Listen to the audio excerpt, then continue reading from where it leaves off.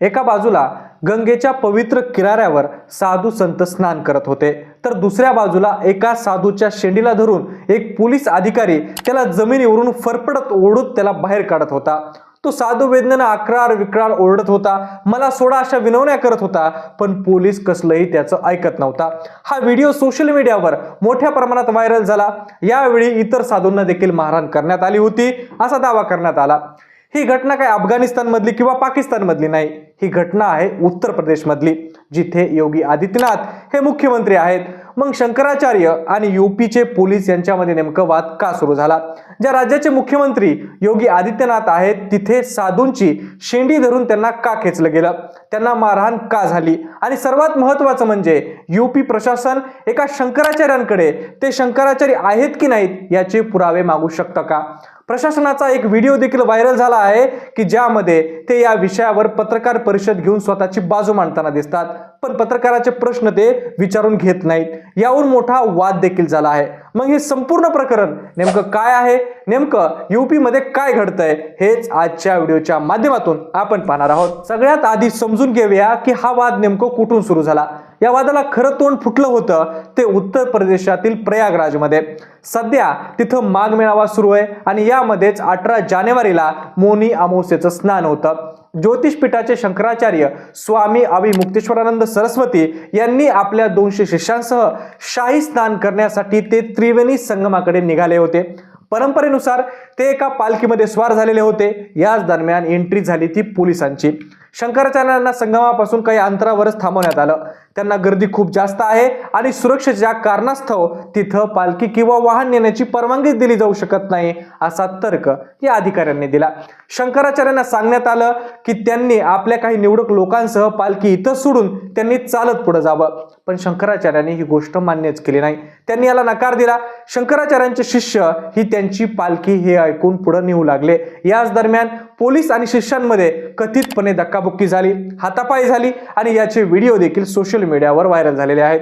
या घटनेनंतर पोलिसांनी अनेक शिष्यांना आपल्या ताब्यात घेतलं। संतापलेले शंकराचार्य हे तेथेच धरणे आंदोलनाला बसले आणि शिष्यांना सोडवण्यासाठी मागणी करू लागले। अधिकाऱ्यांनी त्याला समजवण्याचा प्रयत्न केला, पण त्यांनी कोणाचंही ऐकलं नाही। तब्बल 2 तास इथं तणावाचीच परिस्थिती निर्माण झाली होती। यानंतर पोलिसांनी शंकराचार्यांची पालखी ओढत संगमापासून 1 किलोमीटर दूर नेली। या घटनेमुळे नाराज झालेल्या शंकराचार्यांनी पुन्हा स्नान करायचं नाही असं सांगितलं आणि तेव्हापासून ते अन्न पाणी त्यागून त्यांनी धरणे आंदोलनाला त्याच ठिकाणी बसले। या प्रकरणात प्रयागराजचे डीएम असणारे मनोज कुमार वर्मा यांनी म्हटलं आहे की शंकराचार्य हे परवानगीशिवाय पालखी घेऊन तिथे आले होते। त्यावेळी संगमावर खूप मोठी गर्दी होती। त्यांच्या समर्थकांनी बॅरिकेड तोडलं आणि पोलिसांची धक्काबुक्की केली आणि यामुळे हे सगळं झालं। आम्ही या संपूर्ण प्रकरणाची चौकशी करत आहोत असं त्यांनी सांगितलं। दरम्यान आणखी एक व्हिडिओ सोशल मीडियावर व्हायरल झालाय की ज्यामध्ये शंकराचार्याच्या एका शिष्यासोबत पोलीस जे काही करताना दिसले त्यामुळे संपूर्ण खळबळ माजली। व्हिडिओमध्ये दिसतंय की एक पोलीसवाला शिष्याची शेंडी धरून त्याला फरफटत बाजूला नेतोय आणि याच दरम्यान तो शिष्य ओरडतोय, त्याला सोडवण्याची विनंती करतोय, पण तरी देखील पोलीस त्याचं काही ऐकत नाहीत। या संदर्भात आणखी एक व्हिडिओ व्हायरल झालाय की ज्यामध्ये प्रयागराजचं संपूर्ण प्रशासन यांनी एक पत्रकार परिषद घेतली आहे, पण तिथं प्रशासनानं फक्त आपलं आणलेलं निवेदन वाचून दाखवलं आणि ते निघून जात आहेत। प्रश्न उत्तराशिवाय अधिकारी जाऊ लागल्यानं पत्रकार संतापले आणि त्यांनी अधिकाऱ्यावर प्रश्नाची सरबत्ती चढवली। याच वेळी अधिकारी रागावून परतले आणि आम्ही सर्व इथली व्यवस्था नीट करू असं ते बोलू लागले। प्रशासनाचा खेळ इथंच थांबत नव्हता, तर मेळा प्राधिकरणानं 19 जानेवारीला रात्रीच शंकराचार्यांच्या शिबिराबाहेर एक नोटीस देखील लावली। मेळा प्राधिकरणानं या नोटिशीत म्हटलं आहे की शंकराचार्यांना 24 तासाच्या आत सिद्ध करावं लागेल की ते खरे शंकराचार्य आहेत किंवा नाही, किंवा ते शंकराचार्य आहेत याचे पुरावे द्यावे लागेल। तुम्ही म्हणाल की आता खरं आणि खोटं शंकराचार्य हे यामध्ये कुठून आलं, तर या वादाचा मूळ कुठं आहे, तर याबाबत थोडक्यात तुम्हाला सांगतो। खरं तर ज्योतिषपीठाचे शंकराचार्य पदावरून अभिमुक्तेश्वरानंद आणि वासुदेवानंद यांच्यामध्ये हा वाद सुरू झाला। हे प्रकरण न्यायालयात प्रलंबित आहे। या वादाची सुरुवात झाली होती 8 एप्रिल 1989 रोजी, जेव्हा ज्योतिषपीठाचे ज्येष्ठ संत असणारे बोधाश्रम यांनी आपला कोणताही उत्तराधिकारी नेमला नव्हता. त्यांच्या निधनानंतर काशी विध्वस्त परिषद आणि धर्ममंडळाने स्वरूपानंद सरस्वती यांना त्यांचा उत्तराधिकारी म्हणून घोषित केलं.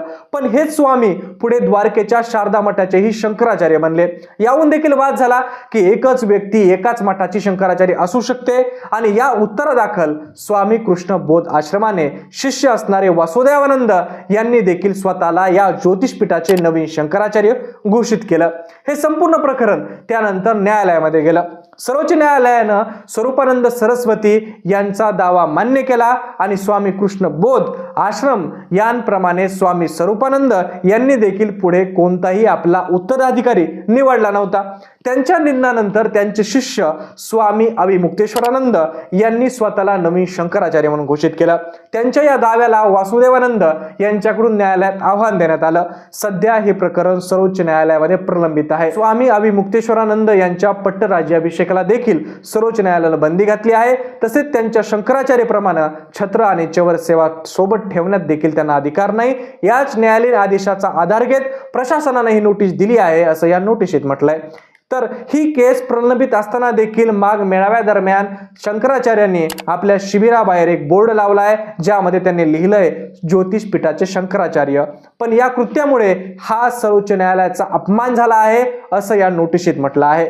पण हे संपूर्ण प्रकरण असताना देखील जाणकार असं म्हणतात की जे प्रशासन आता शंकराचार्यांकडे पुरावे मागत आहेत ते महाकुंभच्या वेळी कुठे गेले होते. असो, या नोटीस वादावर शंकराचार्यांनी देखील आपली प्रतिक्रिया दिली आहे. त्यांनी सांगितलं की माघ मेळावा प्रशासनावर त्यांनी अत्यंत कडक भाषेमध्ये पलटवार करताना ते म्हणाले की सर्वोच्च न्यायालयाच्या खांद्यावर बंदूक ठेवून प्रशासनाकडून जी चूक झाली आहे ती लपवण्याचा हे लोक प्रयत्न करत आहेत. सर्वोच्च न्यायालयाचा चुकीचा हवाला देऊन हे लोक किती काळ वाचू शकतील. सर्वोच्च न्यायालयाने जो आदेश दाखवला जात आहे त्यात शंकराचार्य नाव लावू नका असं कुठेही लिहिलं नाही. आम्ही माघ मेळाव्यात कोणताही पट्ट अभिषेक करत नाहीत आणि केंद्र शासन इथं कोर्टामध्ये या केसबाबत पक्षकार बनला आहे आणि त्यामुळे 3 वर्षापासून या प्रकरणावर कोणताही निर्णय लावला जात नाहीये. पत्रकार परिषदेद्वारे शंकराचार्याने असंही सांगितलं की शंकराचार्य तो असतो ज्याला बाकी 3 पीठाचे शंकराचार्य हे शंकराचार्य म्हणतात. 2 पीठानं आम्हाला शंकराचार्य म्हणलं आहे आणि गेल्या माघ मेळाव्यात आम्हाला त्यांच्यासोबत स्नान करून देखील त्यांनी घेतलं आहे. स्वतः सरकारने देखील महाकुंभ मेळाव्यात एक पत्रिका छापली होती, त्यात शंकराचार्य म्हणून आमचं नाव छापलं होतं. आता तुम्हाला कोणत्या पुराव्याची गरज आहे असं त्यांनी म्हटलं आहे. त्यांनी पुढे असंही म्हटलं की आम्ही शंकराचार्य आहोत की नाही हे प्रशासन ठरवणार का. भारताच्या राष्ट्रपतींना देखील हा अधिकार नाही की कोण शंकराचार्य असेल आणि त्यांनी ते ठरवावं. शंकराचार्यांचा निर्णय हा शंकराचार्यच करतील. पुरीच्या शंकराचार्याने देखील आमच्याबद्दल काही म्हटलेलं नाहीये. ते शांत आहेत. आम्ही देखील निर्विवादपणे ज्योतिषपीठाचे शंकराचार्य आहोत. जे कोणी म्हणत असेल की ज्योतिषपीठाचे आम्ही शंकराचार्य आहोत त्यांनी चर्चेसाठी समोर यावं. आता या प्रकरणात राजकारण देखील भरपूर होताना दिसतंय. समाजवादी पक्षाचे अध्यक्ष अखिलेश यादव आणि काँग्रेसनं उघडपणे इथं शंकराचार्यांचं समर्थन केलंय. अखिलेश यादव यांनी याला संतांचा अपमान आणि भाजपचा अहंकार म्हटलंय. त्यांनी शंकराचार्यांना फोन करून चर्चा देखील केली.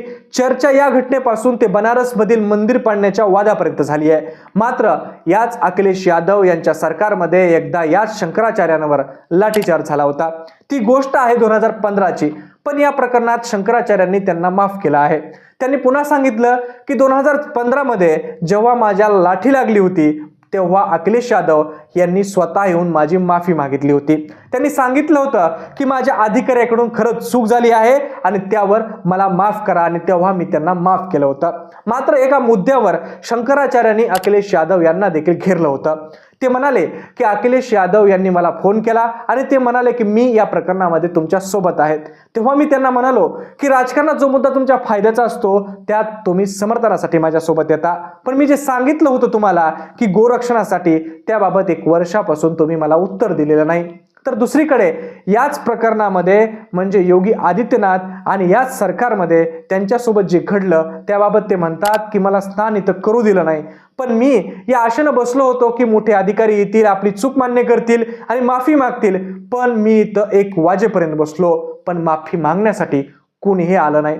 आता या प्रकरणात काँग्रेसची देखील एंट्री घेतली आहे. यूपीचे प्रदेशाध्यक्ष अजय रॉय यांनी देखील हल्लाबोल करत म्हटलं आहे की मोदी योगी सरकार आता शंकराचार्याची पदवी देणार का? प्रशासन अशा प्रकारे वागत आहे जणू संताची ओळख आता तेच ठरवणार आहेत.